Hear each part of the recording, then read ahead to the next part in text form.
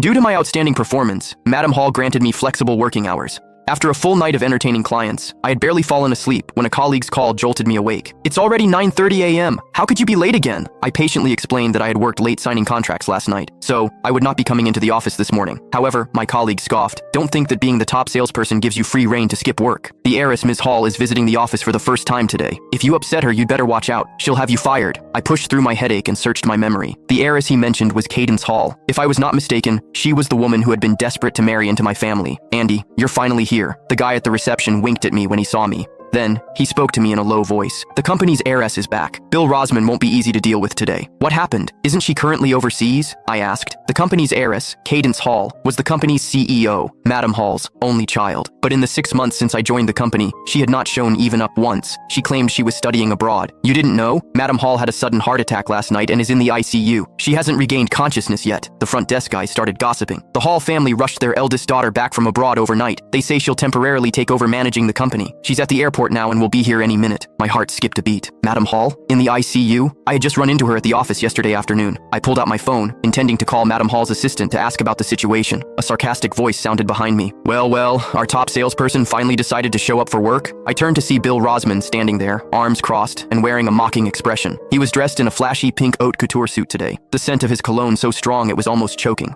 "I thought that since you have signed a big deal, you would ignore company rules now. And you dare show up late on the day the company's heiress is making her first inspection tour? That takes some nerve." When I first joined the company, Bill bragged about being the top salesperson. He would constantly tell me to learn from him as a senior colleague. But in my first month, I crushed his sales figures, both in number of deals and total value. Ever since, he had always made snide remarks whenever he saw me. But before today, it was mostly about young blood taking over the old. This was the first time he had spoken so ruthlessly. I could not be bothered with him and turned to find a quiet spot to make my call, but Bill stepped right in front of me. "What's this? Are you feeling guilty? Are you trying to run away?" His gaze fell on me, and suddenly his voice rose sharply. "Oh my, you actually dressed up like a proper person? What's this? Did you hear the heiress was coming today and decided to try to charm her?" The air around us instantly grew still. Every pair of eyes in the room turned to stare at me. Bill's words were loud enough to draw the attention of colleagues from other departments passing by, who stopped in their tracks. I had been at the company for half a year. Usually I dressed in business casual attire. Last night I had been busy with social engagements and slept late, looking a bit haggard, so I changed into a sharper suit to perk up my appearance. Through Bill's words, this became a calculated attempt at seduction. "Bill, if you can't control your mouth, you might as well donate it." His face instantly turned red. "Who do you think you are, talking to me like that? I can see right through your ulterior motives toward the heiress." I replied coldly. "Why are you being so nosy? Mind your own business. What I wear has nothing to do with you."